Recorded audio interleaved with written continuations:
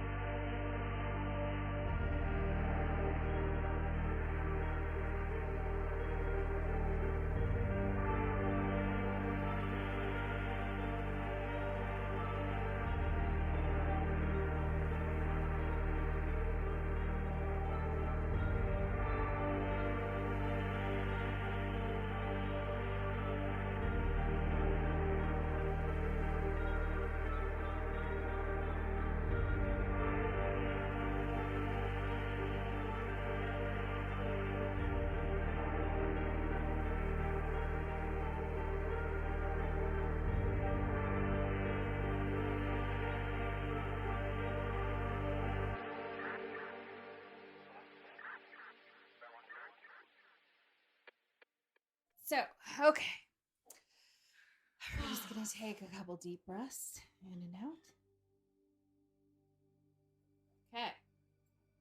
Now, we're going to picture that the house is covered by a dome of golden light. We also hope that there's a dog near you that can chew a bone. And a husband in the kitchen. And a husband in the kitchen, or a boyfriend, or a girlfriend. Who can bang around pots and pans. Who's going to bang around pots and pans and make you dinner? Whoever your person is. Or your dog. Your person. Or persons. We're totally, You live your life, man. Your thing, right? Yep. Okay, so this is getting away from me. Okay. So, cover the house with the dome of golden light. Then you're going to picture a blue... It doesn't like the blue light. So that's why you really need it. So you're going to fill the home or your office or your car, wherever you are, with this protective blue smoke, filling every nook and cranny. And when you feel that protection, close your eyes, open your eyes. If you're driving, they should have been open the whole time. Yeah, please don't close your eyes while driving. Please don't close your eyes while driving. This has been a PSA from Three's a Crime. Yep. Keep them eyes open while driving. And now, we'll begin. Okay. Also, we have to shout out Michael at the Buckeye and Division Starbucks. Yeah. Bro dog. Who served us tonight our wonderful coffees and is in a band called The Finns. Yes. That we looked up and we really liked it. So My husband is still messing with stuff in the background. We're just going to move past it because he's being a gentleman making us all chicken parmesan for dinner. He's God bless. God bless him. I just finished last night Things Heard and Seen. Is that it's not Things Seen and Heard? Yeah, it's the other way? because I had to look at it like 8 times to remember what it was called.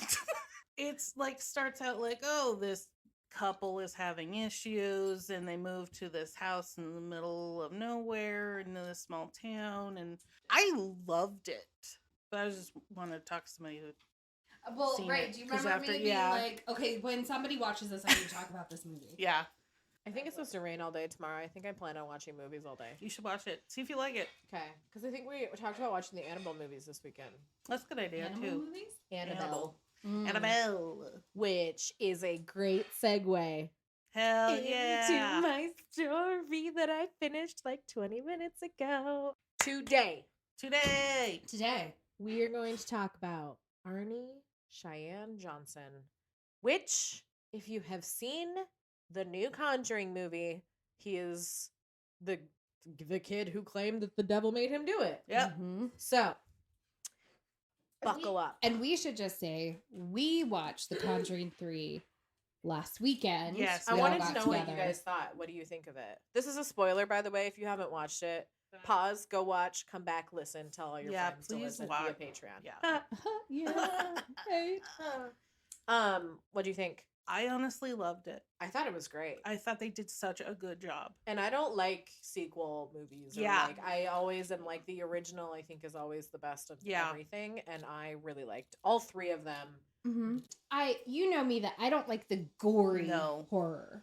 Like, so I don't like Midsummer. the gore. The horror movies, she's not for. I'm not. I'm kind of sensitive that way. I can't handle it. Is. But no, I kind of feel the same way. I think all three Conjuring movies have been really good. I think that Ed Warren gets a real upgrade with Patrick Stewart, Patrick Wilson. Yeah, we had a viewing party. We all had a good time. We had it was so much fun. Let me tell you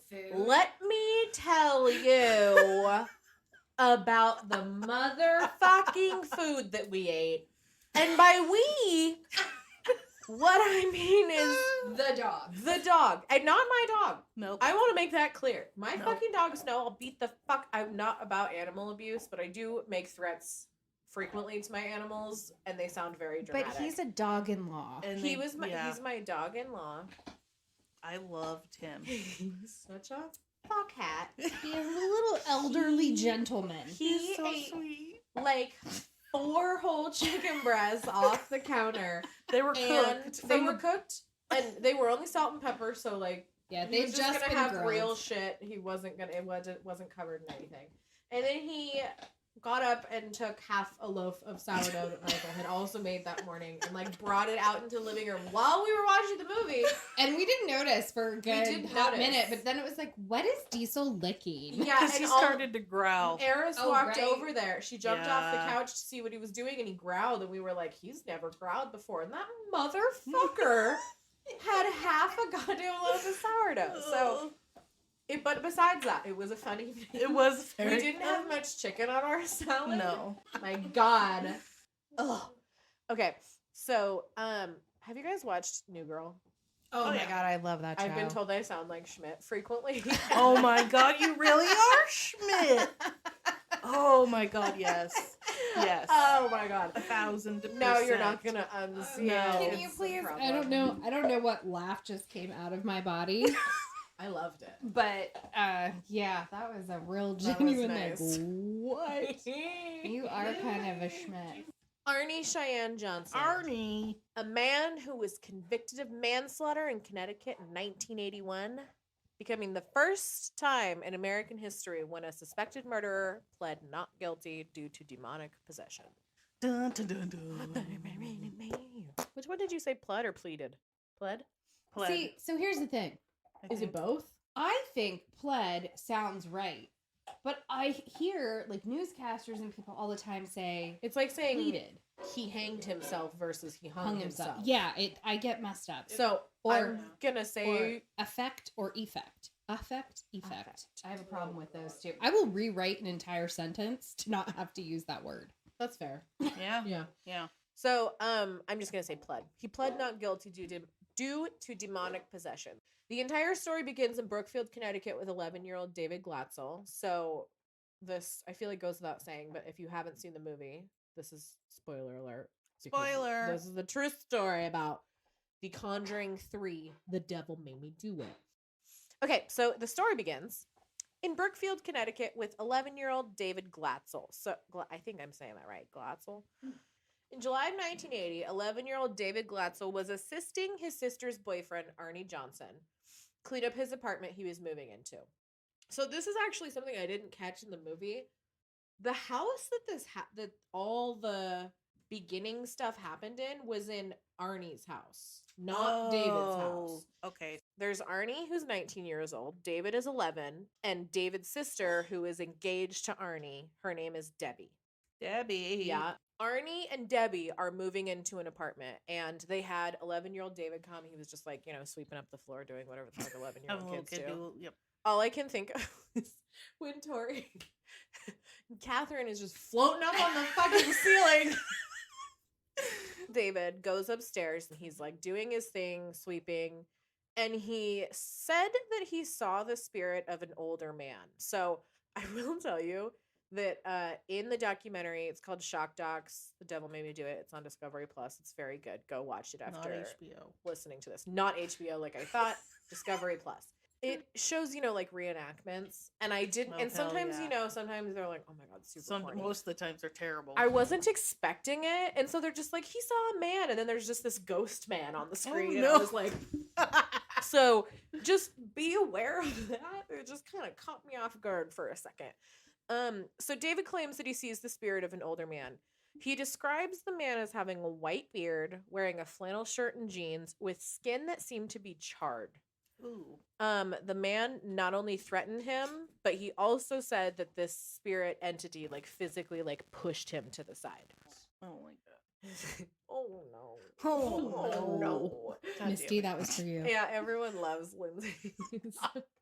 Oh no. I don't realize I knew it. It's so like, it's gonna happen. what did Misty Which is say? why we love it. Misty said it's like she doesn't realize she's on a true crime Yeah. podcast. Every time something bad Pretty happens, much. she's like, oh no. Oh God. Oh God. Oh God. So in the movie, in the waterbed scene where the arm shoots up through the thing, that's the very dramatized version of what actually happened. Okay. Right? So Yeah. this is what he says happened. There was a waterbed in the room. And actually, I heard in the documentary, Shock Docs, The Devil Made Me Do It. Yeah. On Amazon, not HBO. Discovery It's Plus. on Discovery Plus. This poor girl. God. God damn it. God damn it. She needs a vacation. I am just having a hard time today. God, fuck. Okay. It is on Discovery Plus. Go watch it. On that, they said it was a waterbed, but everything that I read online said it wasn't. It was just a normal bed, and the producers were like, what would be great is this was in 1981. Let's add a waterbed to the movie to make it extra creeptastic. Yeah. And obviously the scene, again, spoiler, It's where brilliant. that whole scene is So- so cool. So for Lindsay, I threw in a few little factoids about the Yay. movie that I already told them because I Yay. thought it was really crazy. Okay, so like I said, the waterbed scene, it says it was based on real events, but that's the extent, is that he saw this man who said something along the lines of, if you move in here is bad news, and then shoved him. The waterbed scene in the movie took 2 days to shoot, and they had to have 2 rooms. I also read it was 3, so 2 to 3. I don't fucking know. A lot of rooms to film. I don't know how Many people film rooms. movies. They have a dry bedroom and a wet bedroom, which sounds nasty, but I'm talking waterbed. And they used It's 200. dry now, but it'll be wet later. Oh my God. 200 gallons of water was used for each take. I don't know how many Jesus. takes they did per day, but it took them 2 days to get that shot. So they had to go through a lot of water. We're in a drought, people. I'm just kidding. I'm just kidding. So if you are watching the movie, the part where the face comes up right next to him when he's laying on the bed, they actually tried to get a real person to do that scene and then realized that no human can be underwater that long No. without death. So Stuck in a fucking plastic. stuck in a plastic bag. box Yeah. filled with water. Ugh. So David is telling his family, bruh, WTF. Yeah. I fucking saw this dude upstairs and he was not human. This is something I didn't know, but like I said earlier, this all happened in Arnie and Debbie's house, right? So apparently when this Yes. happened, Arnie and Debbie were like, fuck this, and left, which I Oh. didn't know. Smart. Yeah, and I believe this because I took, with the documentary, when you watch it, it's almost all firsthand accounts. So okay. Are they in Arnie's, it? yeah. Oh, Yeah. wow. That's awesome. Yeah, Oh so my I was God. really glad that I have to watched it, watch and I'm that. just kind of shoving things in there. But he's he basically said David, the 11-year-old, had never been a storyteller. He was never he was scared.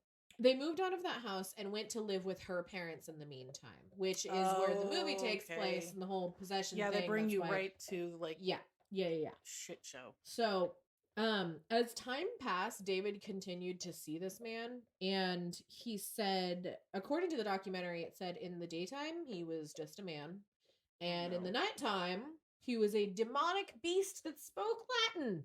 Love that. Oh, So- no. How did they know it was the same thing? Like, how did David know, like, okay, in the daytime it's a man, and then in the nighttime? Maybe because it was the only thing bothering him. Maybe I don't know. or maybe I he don't had know. the same vibe. At this time, David had also begun having seizures Oh, and like God. really terrible nightmares, delusions that led him to scream and scream in the dark and growl and hiss like an animal. Oh no. Yeah, he just like they really lean into that in the movie that he's full on like That's true. Yeah, fucking they really make possessed to the extreme. him feral. Yeah, that's a good word to describe it. On occasion, David even quoted passages from John Milton's Paradise Lost and woke up with unexplained bruises and marks on his body. But this is happening at his house now. Yes. It So they followed. think like the demon like Got fucking into just got in there attached and himself. and yeah, followed him home. because Okay. For those that don't know, Paradise Lost is the biblical story of the fall of man. So the temptation of Adam and Eve, fallen angel Satan, and their expulsion from the Garden of Eden. Thanks, Wikipedia. Judy Glatzel, David's mother, described this beast as someone with wicked characteristics, which I thought was wicked. Yeah, that's Good word. The way people describe shit. Wicked characteristics. Wicked, Big bruh. black eyes. But not wicked like Boston. like Boston. That's super wicked. Boston. bruh. I can't do the Cool. fucking wicked fast. wicked fast. Wicked. Big black eyes. A Mm. thin face with animal features and jagged teeth. Pointed ears, horns, and hooves. At this time, they also started noticing weird noises in the attic. Oh no. Footsteps. Yeah. Ugh. All they could think to do was call a priest. Okay, they're like, I mean, this yeah. sounds pretty like demonic Yeah. to me, and like they're basically at like their wits' end, right? Like I don't know what to do. Ugh. My kid is like flailing all over the place, having seizures, saying he's seeing something with jagged teeth and the unexplained bruises were really weird.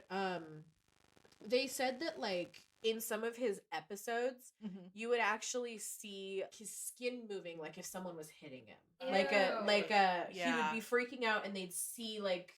I'm working with my hands so you guys can see it. I'm trying. I don't know like how to No, but, explain it. like- Like an indent where Yes. like Yeah. Like if I push here. yeah. And so okay.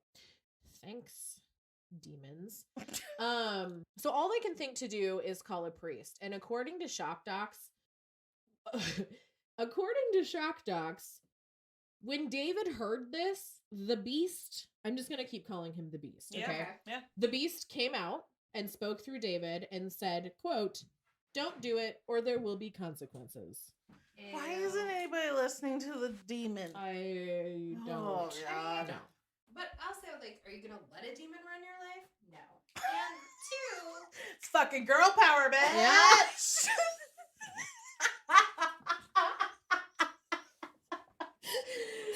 You sound like you're talking about your ex-boyfriend. That was really a fucking girl power, bitch. number one, are you gonna let a demon run your life? Right. And second of all, I don't remember what it was. And now. B. I'm trying to and B. And B. You're But right, also, though. like, well, I mean, yeah, but also, like, what demon is like, if, it's like the parent with the bad child. If you do that one more time, Yeah. yeah, like, I'm gonna throw you so- in the corner. what demon is just like, A bunch of the I'm stuff warning ya. that they said in the documentary too was like, okay, we're gonna get kind of into what Catholics believe here because that's Yeah, 'cause what it's that's very what this yeah. has to do with. prevalent. And so in the documentary, in the shock docs, they have a pastor talking or a priest talking, and he basically says each human has a soul. We were gifted our soul by God, and our soul is encompassed in a body, right? Yes. Demons do not have a soul. Their goal is to steal your soul. Wait, hang on. What did I do? Have you guys watched It's Always Sunny in Philadelphia? Oh yeah. There's a part. Tori, have you watched it? what? What are you It's doing on Always your Sunny- phone? Yeah, get off your Yeah. phone. No, sorry, this is about a dog. Okay. Okay. I'm Have looking you at watched? like, okay. Okay, fine. It's always. fine. Have you watched Yes. It's Always Sunny in Philadelphia? There's the part where Frank is at I think he's doing the Nightman play, and he says, yeah. you got husband. What is the boy's soul comment from It's Always Pay the troll toll to get into this boy's soul? But he sounds like he's saying boy's hole. You gotta pay the troll toll to get into this boy's hole. But I will say, my all-time favorite, It's Always Sunny, because you brought it up, is the one where the waitress gets married and Charlie has the box of hornets. And just, I don't know what it is, but he says this line where he goes, I'm just going to pop an H on this box. And it kills me every single time. He's got this box of hornets. I'm just going to pop an H on this I box. fucking love that show. And It's I a great love show. that he's Brilliant. married to the waitress in real I life. know. And Yeah. that Mac and Dee are married in real Yes. life. Yep. It makes I it also so much better. love that the waitress is Caroline, Nick's girlfriend Right. in Oh yeah, in the beginning. Yes. in New Girl. What my entire point to that was that's what Catholics believe about our soul, but then I was thinking boy's soul, and then I thought boy's hole, and it was just a whole fucking conversation in my head. So the point of these demons is like they're trying to take your soul, right? So that you can't have one. They're trying. Go to Well, heaven? they're I don't trying to know. inhabit your.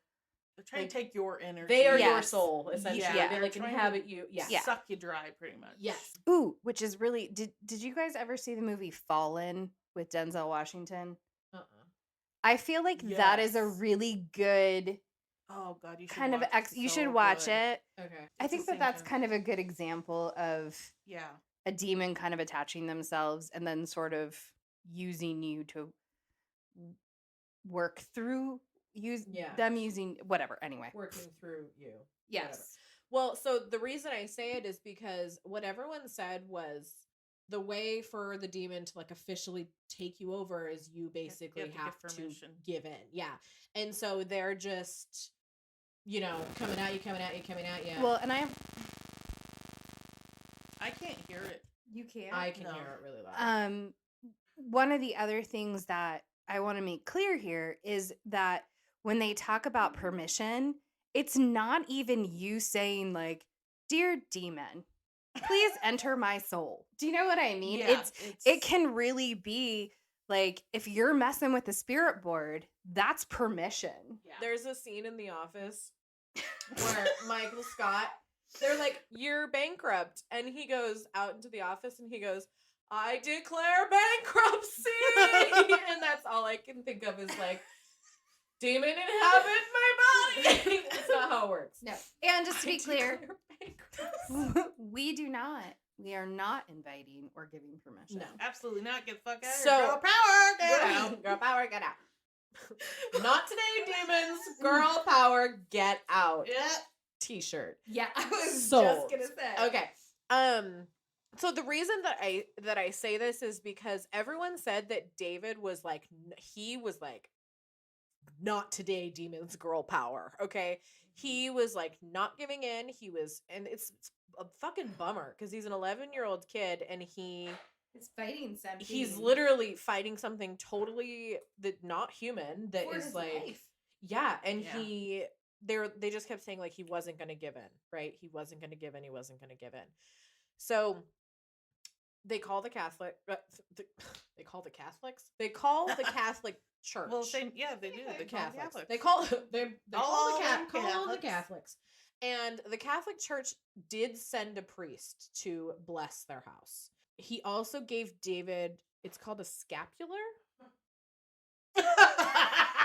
He's still listening to a podcast. That's That what was that laugh perfect. is. That was perfect. So he gave him scapulars, which is necklace or, some type of amulet Oh, type of okay, thing. right. They can't do exorcisms unless you get approval from the Yes. Vatican Yeah, you have and the to get- diocese and the archdiocese and the bishop and Yeah. all the people. Yeah, So- I mean, really, it goes all the way up to the Vatican. There's that line in The Conjuring where Patrick Wilson says, when you walk into a courtroom, you put your hand on the Bible. Like we accept in our legal Yeah. system, we accept the existence of God. Same thing with the Catholic Church. Yeah. Mhm. I mean, you put all of this fear into people and guilt about hell and the devil and demons, and so you acknowledge their existence, and yet the Catholic Church is so hesitant to get involved in anything that Yeah. is remotely possibly demonic. The Catholic Church is basically that's the best. That's the best I can do on short notice, is send a priest to bless the house. So after this, the next call was to a couple of real life paranormal investigators. Hell yeah. Ba-ba-ba-bow. Ed and Lorraine Warren. My Come on. God. Husband, are you intimidating the dog? Was that Yeez? I thought I heard the fire alarm. Oh, she hated that. That's her death bark. Oh! She doesn't like you being where you are. Easy. Listen. I cannot stand this. They called Ed and Lorraine Warren, who also, by the way, lived in Connecticut. Yes. Connecticut. That's how I say it in my head. Like You have to Wednesday. say it that way because that's how you have to spell it. Connecticut. Connecticut. Otherwise, you're going to spell it wrong, which I Yes. didn't learn. So the priest actually had given them the Warrens' number to contact.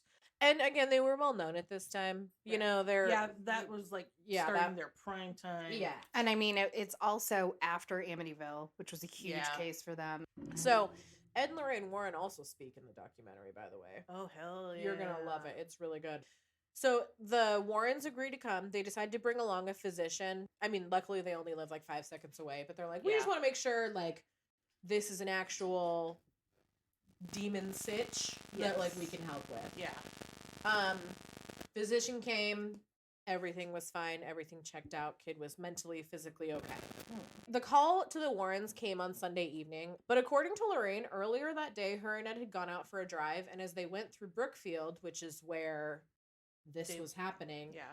apparently Lorraine turned, she was like, just got a weird feeling, and I guess Ed was like, what's wrong? And she's like, I don't know, I just feel like it's Feel kinda weird, funky. Just icky. kind of weird. Yeah, she's like, I just feel kind of weird, just kind of funny. And then that evening was the night that they got the call from this family. And while there, Ed said that he heard banging and growling sounds coming from the basement, and he said that he saw a rocking chair that would frequently move on its own. When speaking to paranormal researcher Tony Spera, Ed claimed David's toy dinosaur also walked on its own towards David and in a deep voice said, beware, you're all going to die. Oh my God, I don't like the that at all. robot said A little toy dinosaur Toy dinosaur? walked over to him all fucking like Saw with his little tricycle and was like, beware. Could you imagine? Oh, Hey, want Saw. to know something? Here's a great palate cleanser. I bet dinosaurs, fucking T-Rexes, can't ride tricycles because their arms are too short. You just... One time I read, if you're ever having a bad day, picture a T-Rex making a bed. Yes. Which is how I feel when I'm making a bed. Same. And I'm like, why can I Dude. never figure out which side is the wrong side? I hate fitted sheets. So Lorraine told People magazine that while Ed interviewed the boy, she saw a black misty form next to him, Ugh. which told me that we were dealing with something of a negative nature. She said that she was aware of it and David was aware of it, but nobody else in the room was. Soon David started complaining that invisible hands were choking him. He would literally again be thrashing around, and then when he would get out of his trance, there would be finger marks. He would say the beast is here. The beast is here. He's stabbing me. So anyway, when he said he was being stabbed, and he had finally gotten out of his trance that he was in, they lifted up his shirt and saw slice marks. Not Oh. like Like a claw? scratches? yeah, like scratches. Thank you. That's the word I was trying to think of. Scratch marks all along his chest and his belly where he said he was being stabbed. Hi. Is food ready? How do you feel? This is So a fresh great and so time clean? for a quick break. So now we're going to go eat some dinner. Yay! Yay! We'll play this nice little ad for you. Boopity pop up. I forget about it every time. She looks like, What oh, if I know boopity bop bop. So where were we?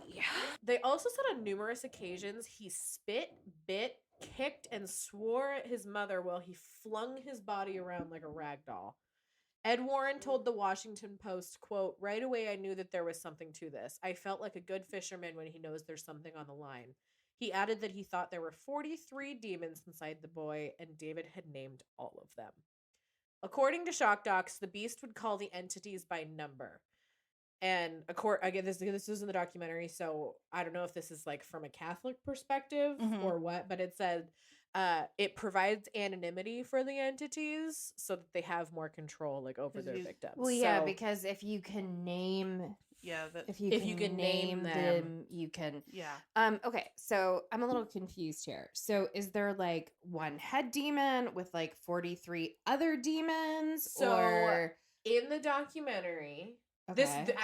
I wasn't going to say this because I hadn't read it anywhere else, but I'm just going to say it because maybe the documentary is new and so more information. Yeah. Yeah. It said at one point Ed Warren said like, "Who am I speaking to?" during one of the exorcisms. Mhm.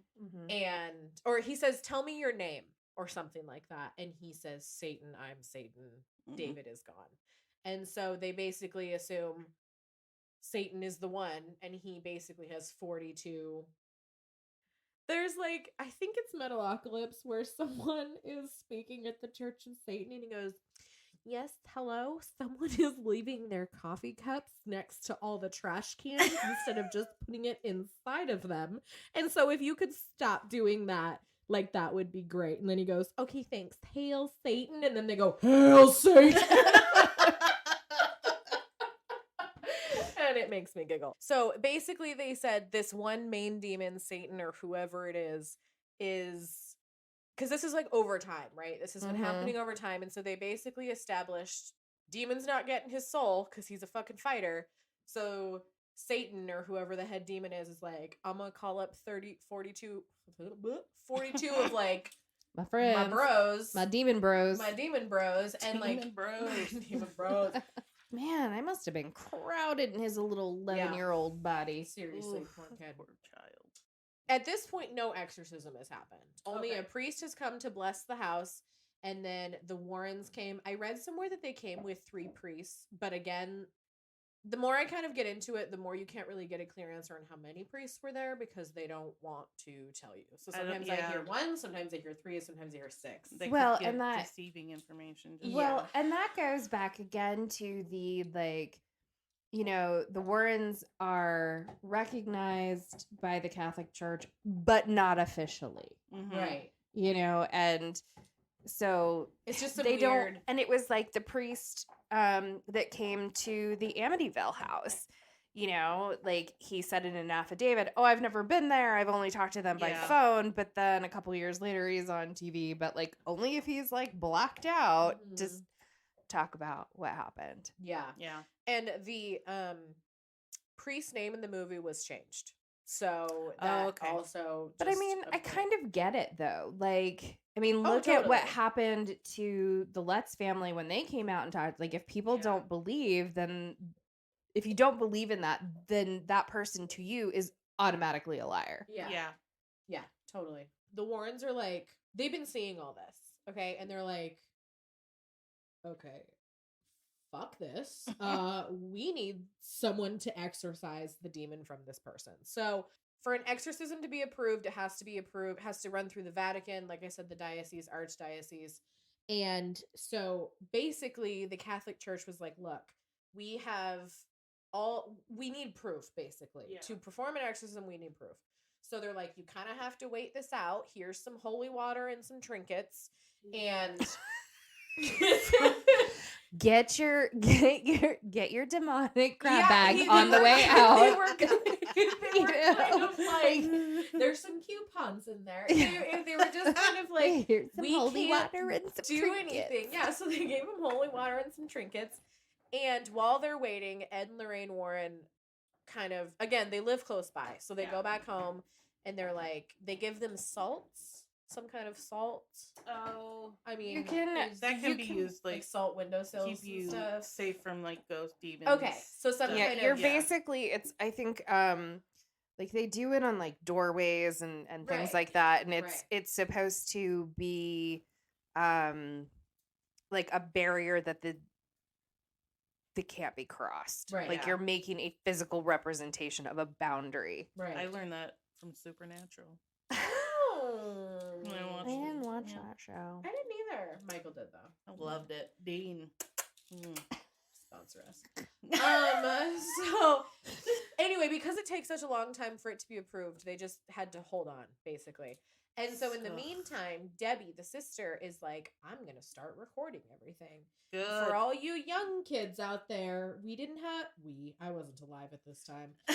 You couldn't like video record. Yeah, you couldn't just get out your camera. I mean, you No. could potentially. And nobody had a camera at the time. I mean, No. if were your real ritzy. family was a little Rich more as well hell. off, you might have had a camcorder. Right. Might have, Might but have it was 1981. like, Yeah. they would have been real. It Real would have been giant. real big though. In The Conjuring 2, when Ed Warren like puts it on his shoulder and Yeah. he goes, "Oh, it's real lightweight," and I was like, "That's funny." Yeah. I love shit like that. It's such obvious humor, but I always think it's funny. So she starts recording him. Listening to these tapes is horrifying. Yeah. And guess what?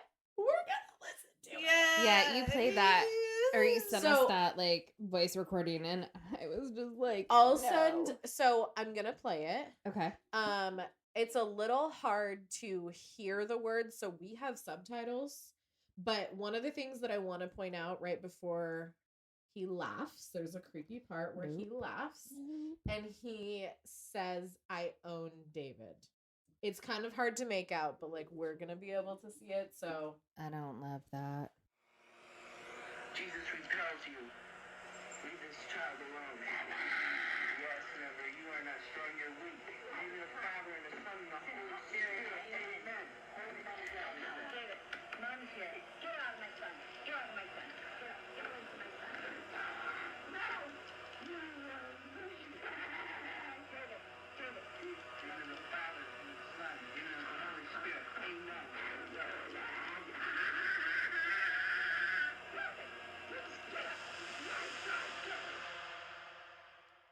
they just touched the top of my head. That's easy fucking with you. Oh, I did not like that one bit. She's having a great time Yeah, over there. she's having Not- a rough go at it. Not one bit. I had So- my headset on, and I literally felt like that. Nope. So that's skeeve-tastic. So like I said, it's a little hard to hear, but we'll like post the video in our It's link it. wild how he sounds like The Exorcist, like Yeah. the movie, like how they got that voice And just right. The kind of a little laughter. bit like the daughter in the Enfields. Yeah, She had that same voice, and they were talking about how like you can't continually make that voice Right. without like Yeah. your it takes a lot voice of effort. being affected. The part that's the creepiest. That's Mia's tail. Go hitting the planter's Oh my God. plant She stand. got really excited. Someone must have made eye contact with her. She is No- ravaging. is she like, is the this boat up against the wall or something? No, she's like it's just she found a She's good just spot. really she like found getting a in spot there. where the marrow is stuck. People are just gonna have to deal. I don't even care that she's doing it. She's a happy girl.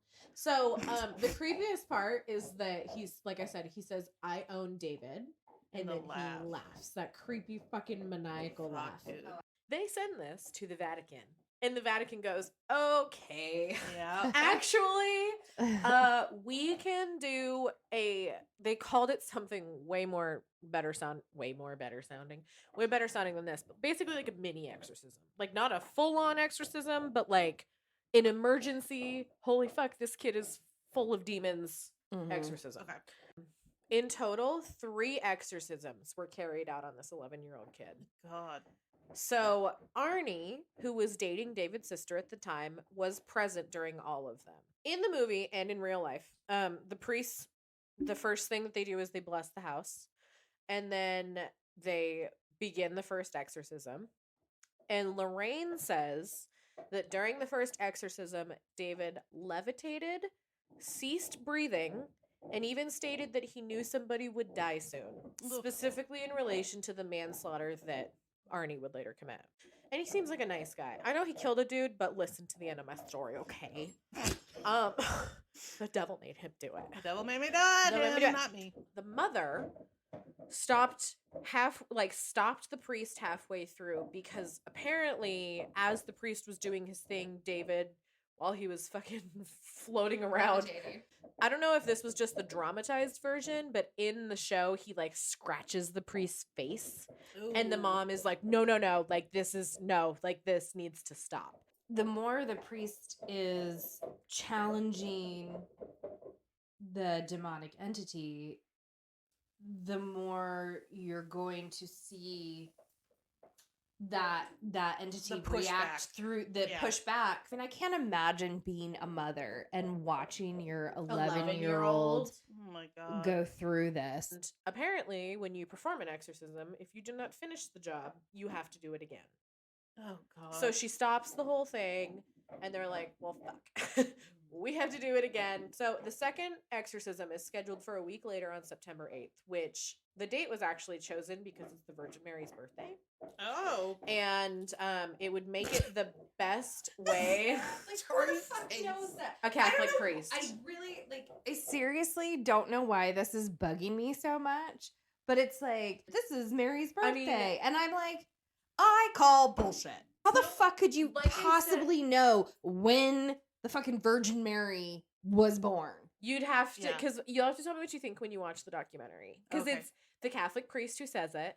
He's one of the people being like interviewed. So I don't know when the Virgin Mary's birthday is. Allegedly, it just yeah. happened to be a week later. I don't know. I'm Interesting. just here to It's tell when the story. The Catholic said it was. Right.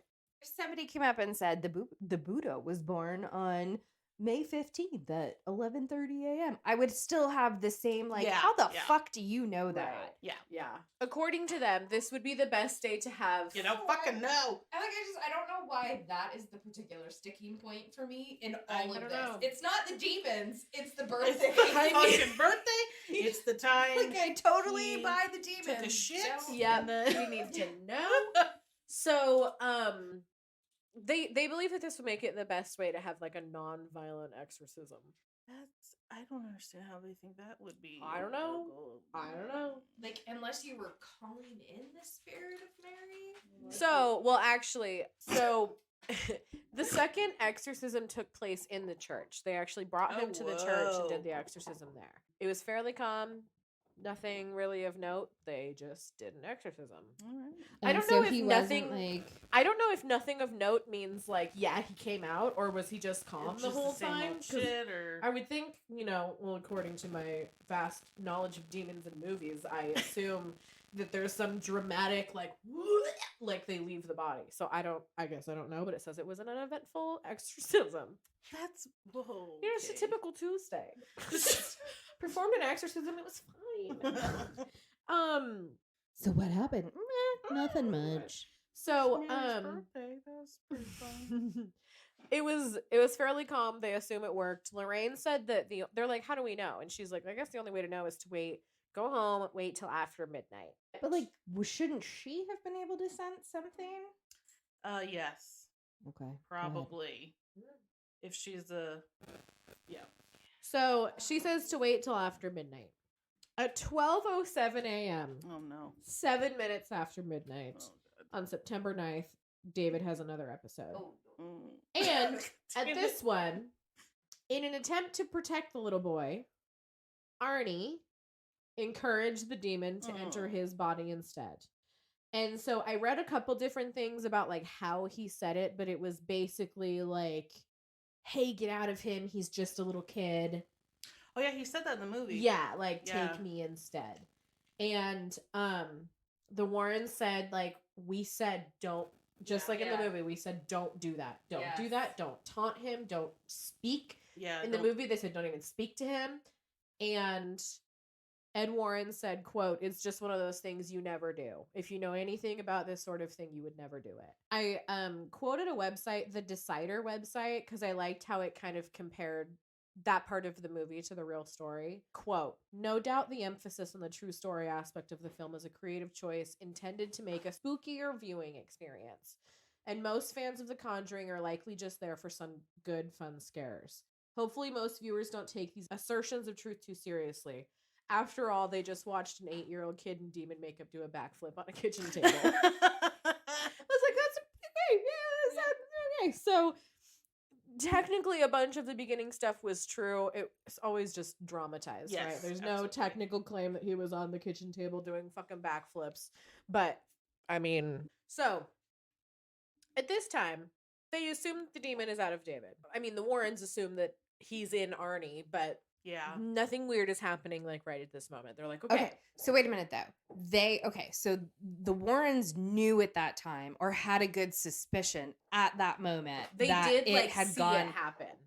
like so they They were in the room during the exorcism. but and I he's like, because of what Arnie had said and gave the demon a literal invitation, yeah. they I believed. think they basically were like, yeah, he's gone. Lorraine Okay. Warren in the documentary says, like, we knew something bad was going to happen in that house. They're like, as soon as that happened, which is like extraordinarily crazy for that to happen. She's like, that is not something you do. And as soon as we left, we were like, so at this time, Debbie was hired by 40-year-old Alan Bono. I was hoping his last name was Bono. It is No. not. That's sad. He was an Australian dude who was new to Connecticut. And he ran a kennel, a dog kennel, just like in the movie. And so this is funny now because we watched this movie together. This is the super drunk dude, right? Yeah. Which, like, at the time, we're like, who the fuck is this guy? Like, this random drunk dude. He was her boss and also her landlord.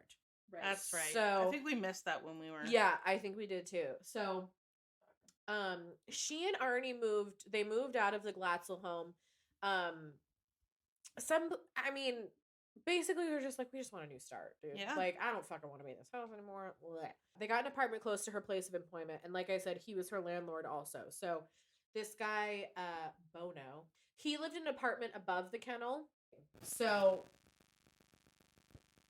after moving in, that's when Arnie started to kind of show like really weird behavior that she said was like totally out of character, just acting a lot of the same way that David was when all this crazy shit was going down. As she later testified and would say, she said, quote, he would go into a trance. He would growl and say he saw the beast, and later he would have no memory of it. She said it was just like identical to David. So she is like, Great, we're doing this. yeah, again? she's like, for fuck's sake, man. Yeah. Like, the goddamn devil already took over my brother, and now he's taking over my fucking fiance. And he's only 19. He's Yeah. a teenager He's a still. little Like, babe. yeah, he's a sweet little babe. In October of 1980, 4 months before the murder, the Warrens actually contacted the Brookfield Police Department to warn them that they God. believed that this whole situation that happened was becoming dangerous. On February 16th, 1981, Arnie called in sick to his job at Wright Tree Service and joined Debbie at the kennel where she worked. And I heard a couple different things of who all was there. It was definitely Arnie, Debbie, and boss man Bono. But I also saw that there were like a cousin and like a sister or something there. Okay. Yeah, it's whatever. Our whole family. Just the whole Apparently, family it's just thing a fucking party. So Bono was like, hey, let's go out to lunch. According to the documentary, they went and got pizza. All the adults, again, this is 1981, 19-year-olds could drink in 1981.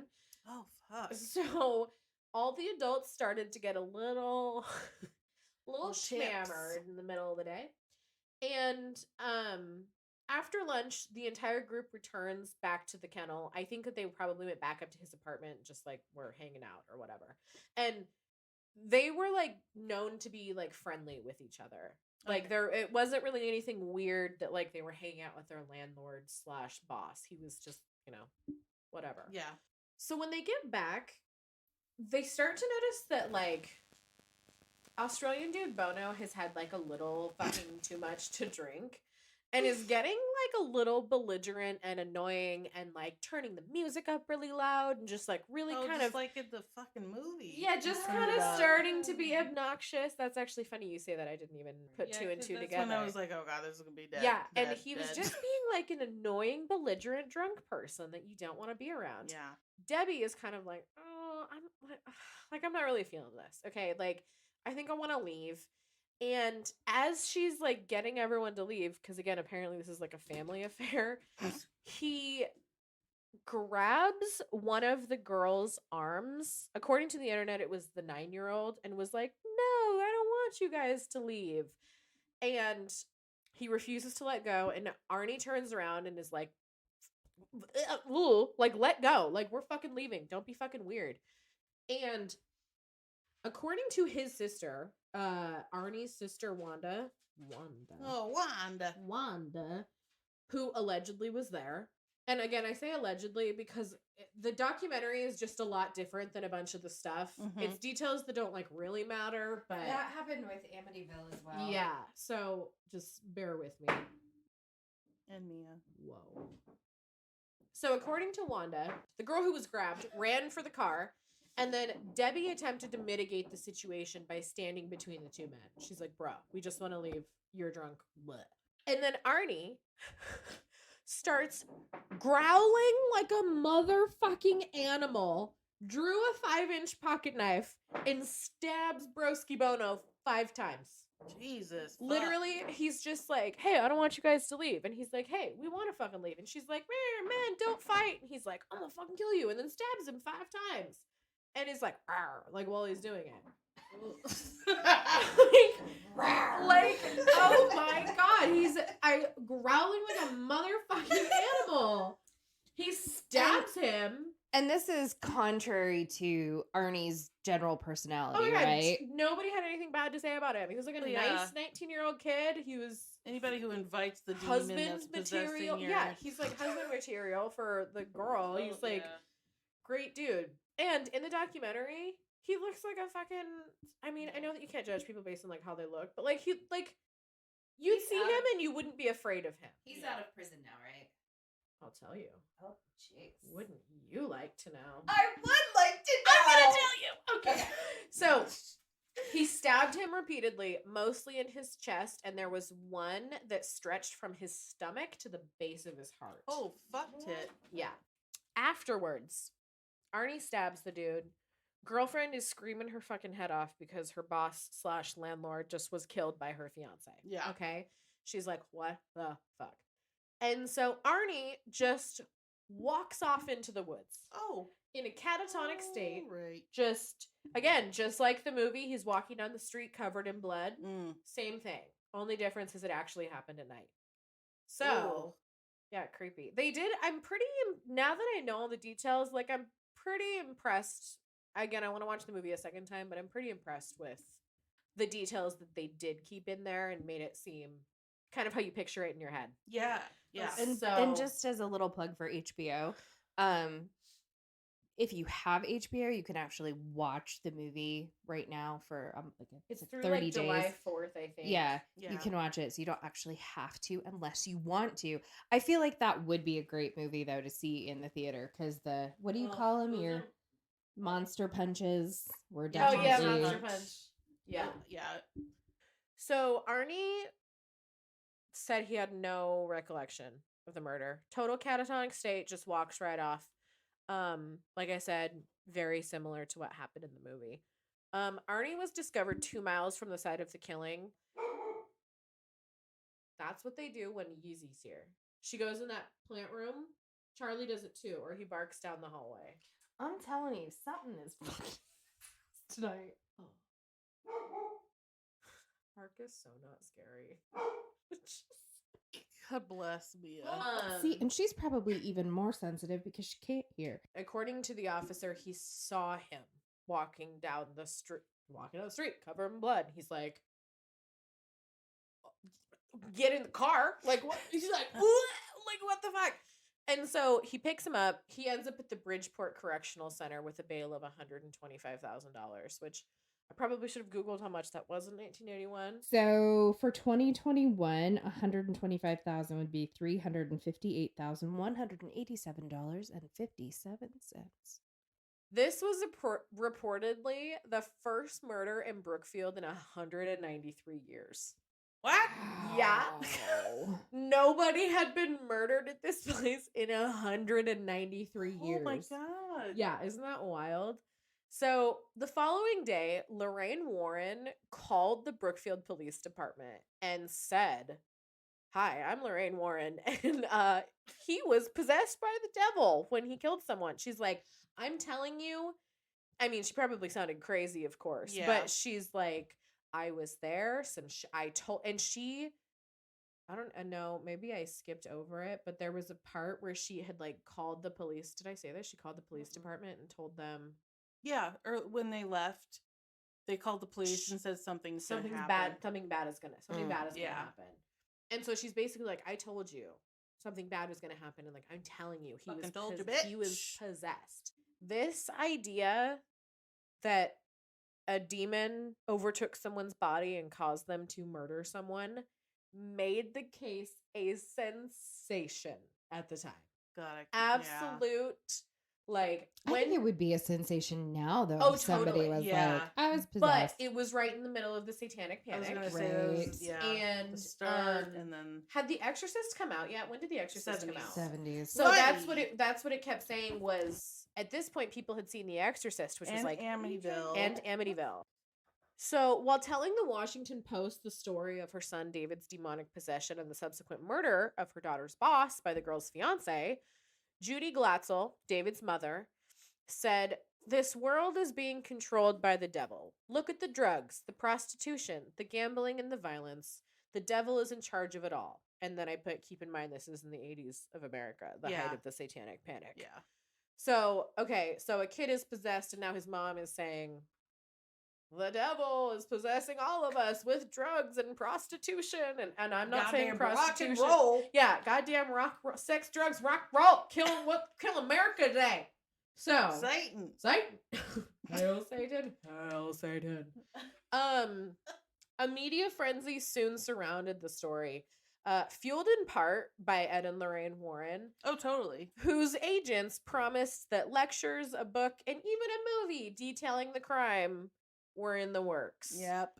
Martin Minella, Arnie's lawyer, who was actually brought on by the Warrens and worked the case pro bono, which I Wow. thought was crazy. So when he was interviewed in the documentary, he goes, "I knew that no one was going to be able to help this." He's like, "I'm the only person who can help him." So he works the case pro bono. And Martin Minella, the lawyer, received calls from all over the world about what was being called the demon murder trial. Minella even traveled to England to meet with lawyers who had been involved in two similar cases, and he planned to fly in exorcism specialists from Europe and actually threatened to subpoena the priests who oversaw the exorcisms if they did not cooperate with the defense, Ooh, bitch. urging them to break tradition by speaking about something very controversial. Yeah, very secret. Especially for the Catholic Church. So he's like, "You don't fucking come out here and admit that this happened. One, we're gonna lose, and two, like, I'm gonna put you on blast, bitch. Yeah. Like, you fucking do it." So the trial took place in Connecticut's Superior Court in Danbury, beginning on October 28th, 1981. Minella attempted to submit a plea of not guilty by virtue of possession, but the presiding judge, Robert Callahan, was like, no. No. Callahan argued that no such defense could ever exist in a court of law due to the lack of evidence. So he was just like, Nope. Yeah. no. The defense chose to imply that Arnie had acted in self-defense, but because of this, the jury was not legally allowed to consider demonic possession as a viable explanation for the killing. Oh, God. So the jury deliberated for 15 hours. I couldn't really find a lot on the trial. It was very straightforward, just like, "Yep, demonic possession." They were like, "No." And he's like, "Okay, self-defense." And they were like, "Okay." Maybe. The jury deliberated for 15 hours over 3 days before convicting him on November 24th, 1981 of first-degree manslaughter. So he was actually found not guilty on charges of murder, but was found guilty on charges of manslaughter. Wow. Which is crazy town. That's fucking wild. And the only proof really was the demonic possession piece, which to them wasn't even really proof. But I Yeah. mean, this kid just randomly killed someone who's never done anything ever. And there are like up to 6 priests who possibly could have been there to back up this claim, which makes me wonder how many priests actually came forward and were like, yeah, I was part of this. This happened. Maybe that's also why there's not a lot on the trial. But There's he- like nothing. But Maybe here's that the thing. because- Even if the priest had come, I don't know that they would have. If I was on that jury, and I'm thinking with a skeptical brain, which I would say most jurors would be, I think he still probably would have ended up with manslaughter. He still killed a man. Because it basically said he killed him. You know, like, and I mean, he killed him in front of witnesses. He killed him in front of witnesses. He never claimed to have not done it. Yeah. He just claimed to have not been in control of himself when he did it. Right. And like I said, it interviews him today. And And he's still sticking to that story, right? yep. So he was found not guilty of murder, but was found guilty of first-degree manslaughter, was sentenced to 10 to 20 years in prison. But the chairman of the state parole board, Richard Reddington, said the board voted unanimously after a hearing in December to allow his release early. Dang. And he was released after only 5 years. It's crazy. It's so crazy to me because I'm saying it like it's a good thing. You know what I mean? Like, Yeah. Well, yeah, because you kind of, I'm you like, know, yeah, so he only served 5 years. Yeah. And I'm like, okay, but he also killed a guy. But like, Right, also, it's an interesting. mhm. It's all gray. There's no. Yeah, black it's and a white very with this. interesting case because Right. it's like you're on his side, but you're also like, wait, you fucking kill the dude. Yeah. Well, yeah, and I'm Like, thinking, brutally like, killed I'm the dude. thinking, okay, if you buy the whole demonic possession thing, then you're happy for him that he only got 5 Right. years. But if you're a family member of the victim, that 5 years is like he only got 5 years. Yeah, Yeah. exactly. So it really, I don't know. Did he and Debbie end up getting married? He married Debbie Yay. while he was in prison.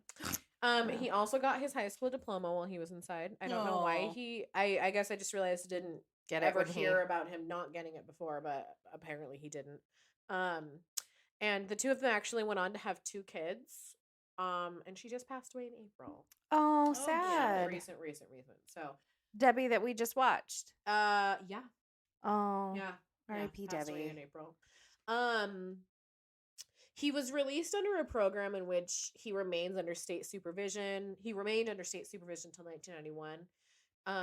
And he was a tree, they call it a tree surgeon, which Yeah, Oh. arborist. before his arrest. And so apparently he had been offered a job, but they never really said like where it was. They never really gave any details, but because that's usually the condition of your parole is you have to have a job and a place to live. Mhm. Yeah. None of those things were ever really talked about, but basically there was a rumor he got a job. In 1983, Gerald Brittle, with the assistance of Lorraine Warren, published a book about the incident entitled The Devil in Connecticut. Lorraine Warren stated that profits from the book were shared with the family, but sources confirmed that only $2,000 was paid to the family from Oh the my publisher. god. Upon the Not book's surprised. republication in 2006 by iUniverse, David Glatzel and his brother Carl Glatzel Jr. sued the authors and book publishers for violating their right to privacy and intentional affliction of emotional distress.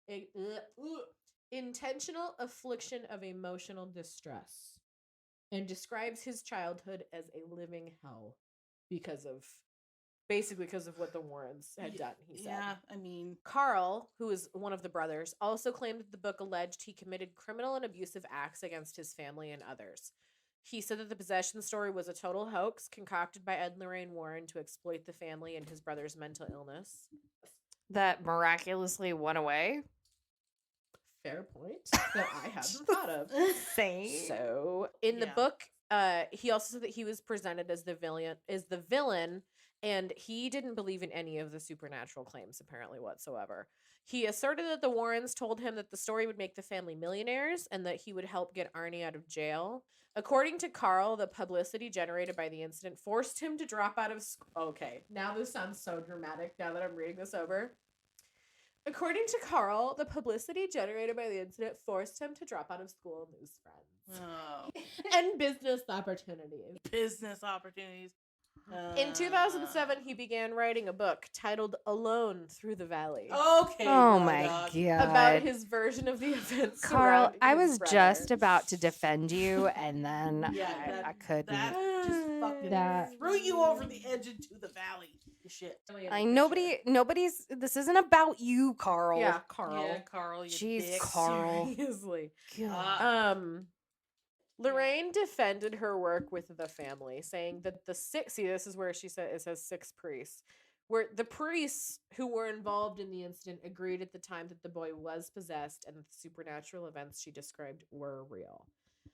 Brittle, author of The Devil in Connecticut, says he wrote the book because the family wanted the story told. So Arne Johnson is out of prison. He and his wife, up until the day she died, both swore up and down that everything that they And said never was another real. incident. Nope. Never. And I mean, it's really like parole boards are generally very hard to persuade. Well, and it said like he got out on good behavior, but I'm like, you gotta get out on real good behavior to not serve 10. I mean, again, he still He's killed a white guy as right? well. Mm. White man In the- comes from a good family. I don't know. It's just a weird. It's a weird story. That's the end of it. That's the end of my fucking story. It's crazy. The only real closure is that, like, I mean, it just all stopped. Nothing ever happened ever again. So, yeah, this is another question that I have then is like, okay, so where did the demon go? Dug back in his fucking hole where he came out of. I don't know. I have no idea. It just never Interesting. really said anything about it. It just said, Maybe he went into the dead guy. Maybe.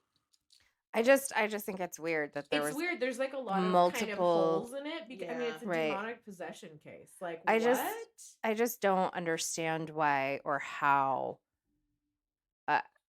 the demon just disappeared after he murdered someone. I don't know. I don't like again, I'm not entirely like sure I believe. I don't know what I believe. And in. yeah, I don't either. I think there's a lot we don't know. There's a lot of information. We I don't would know 'cause agree. Yeah. they There's kept a it lot. secret. I think it's going to come out now a lot more now Yeah. that one, the movie is out and the documentary came out right after that, where half the information was stuff I hadn't heard of before Yeah. watching it today. And if it only came out, I think a couple days ago, Yeah. maybe It's not long. I think a lot more questions are going to come up with. Yeah. So let us know what you think. Do you Yeah, I think wanna that know what Arnie was everyone possessed? thinks. Yeah. Do you think he was possessed? Have you seen the movie? What do you think? Where do you think the demon went? Apparently, it's here. Yeah, right. No. Mia, you tell that demon to back the fuck up. Everybody sage tonight. Or hold your crucifixes or do Call- your call in- your Samuels, things. Yeah, call in Archangel shoulder blades. Michael. Call and- in your people. Just ask for good like auras and things, and just get all. I don't even know what I'm saying. I'm I just know, trying to get use positivity, all the but- lingo that you've learned. Call in Auras, Archangel Michael. Tarot, He'll come get ya. Archangel, happiness, joy. I'm just kidding. We love you. We Remember thank who you are and what what you represent. and don't stab people 5 times. Please Do not invite demons into No. your No. soul. No. Tell us what you think happened. Email us. Email us at through the crime. Gmail. Gmail.com. Peace out, Girl Scouts Love you, girls. and Girl Boy power. Scouts. Bye, And demons, girl power. Thanks for listening to this week's episode. We put out new episodes every single Wednesday, and if you're impatient like me, be sure to become a Patreon where you can get your episodes early each week. For as little as $5 a month, you not only significantly support the production of this podcast, but you'll also get ad-free episodes in addition to them being early. For pictures, videos, and links related to this episode, be sure to check out our Instagram at 3sacrime. And for more information, go to 3sacrime.com.